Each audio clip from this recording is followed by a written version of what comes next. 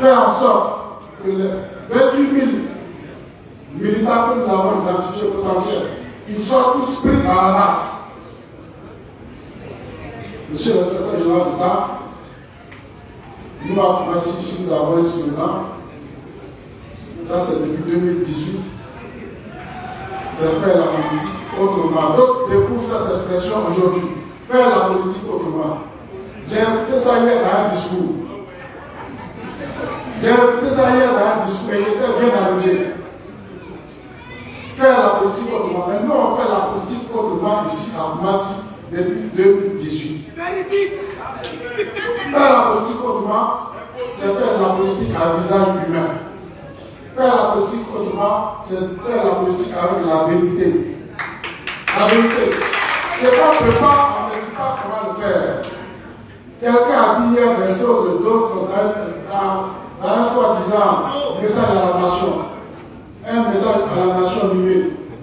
Il a parlé de l'idéal, un livre du développement humain, un terme plastique, un terme élastique, un terme qui ne veut, en définitive, rien dire, en tout cas, dans leur bouche. Parce que quand il parle de IDH, un livre de développement humain, vous êtes économiste, peut-être même plus brillant, je ne dirais pas peut-être plus brillant économiste, parce que vous êtes d'abord et avant tout brillant économiste. Vous saurez nous expliquer si le temps nous le permet, ce que ça veut dire IDH. Mais, s'il vous plaît, attendez. C'est lui qui a parlé hier, s'il vous plaît. Il faut écouter. Hein? Moi, je ne suis pas venu pour qu'on m'applaudisse. Je veux qu'on m'écoute. Je ne suis pas venu pour qu'on m'applaudisse, je veux qu'on m'écoute. Merci. S'il vous plaît. C'est lui qui a parlé hier. C'est lui qui a parlé hier. A parlé en ma présence au président Alassane Ouattara. Il a parlé en ma présence. Il a parlé, j'ai dit bien à ma présence, la télévision est là, tous les réseaux sociaux sont là, vous pouvez balancer tout ce que vous voulez. Il a parlé à ma présence. Lorsque le président l'a reçu à la tête d'une délégation de son parti. Qu'est-ce qu'il a dit? Il a dit, monsieur le président de la République, moi, Tidiane Thiam. Écoutez, moi, Tidiane Thiam, je suis mieux placé que quiconque. Je suis mieux placé que quiconque. Après avoir passé 22 ans de ma vie hors du pays, pour dire, pour affirmer que le travail que vous avez fait en importance et en qualité est inégalable. C'est lui qui a dit, c'est pas moi. Alors, quand on a fini de dire ça du bilan de quelqu'un à qui on veut s'opposer, on s'oppose avec quel mot? Vous dites que son bilan, en termes d'importance, sur tous les points, son bilan, en termes de qualité, est impressionnant. C'est pas moi qui ai dit. Maintenant, vous vous opposez avec quel mot? C'est vrai, il a dit, je suis venu juste pour vous accompagner, pour apporter ma petite contribution. Mais quand on veut apporter une petite contribution, on se met derrière et puis on attend.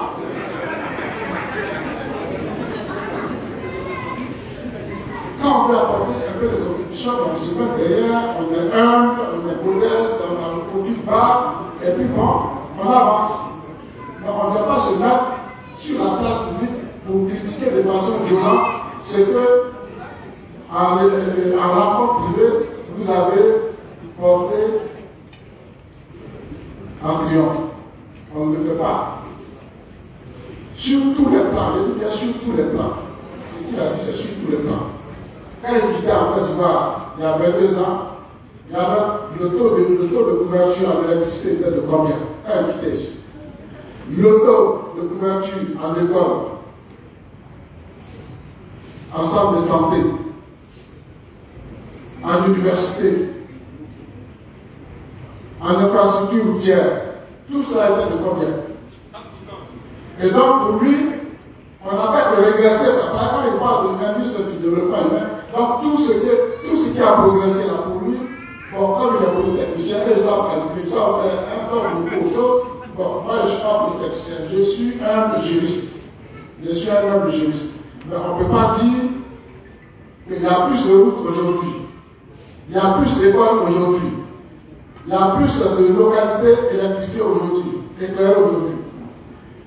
Il n'y a plus qu'avant, il y a plus d'universités aujourd'hui qu'avant. Hein? L'eau potable. On ne peut pas dire qu'il y a tout ça là. Aujourd'hui, puisqu'il y a, et puis dire dans le même temps qu'on a régressé. Il y a quelque chose qui ne va pas. Monsieur le respecteur d'État, général d'État, vous aurez certainement l'occasion de lui dire qu'il y a quelque chose qui n'est pas cohérent dans son discours. Moi, je n'ai pas la compétence. Je n'ai pas la compétence de lui dire ça. Mais comme vous êtes économiste, et que vous connaissez davantage que moi, vous aurez les mots justes pour lui dire qu'il manque de cohérence. Enfin, il n'a pas arrêté de parler hier de paix. Mais est-ce que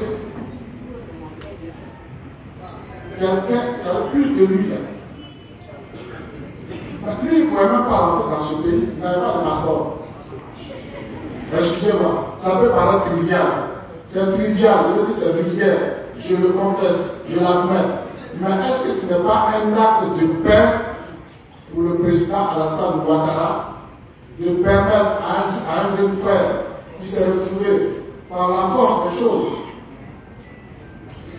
hors du pays pendant 22 ans et qui se trouve sans passeport? Est-ce que ce n'est pas un acte de paix, bien qu'il ne soit pas du même parti que lui, bien qu'il soit opposé à lui, bien qu'il soit présenté comme étant l'un de ses opposants les plus dangereux? Est-ce que ce n'est pas un acte de paix que de donner un passeport à ce dernier pour qu'il vienne dans son pays? Est-ce que ce n'est pas un acte de paix de faire en sorte que notre pays puisse avancer comme il avance? De faire en sorte que ce qui arrive chez les autres n'arrive pas chez nous. L'insécurité. De faire en sorte que l'opposition parle. L'opposition a la possibilité de nous critiquer, de nous invectiver.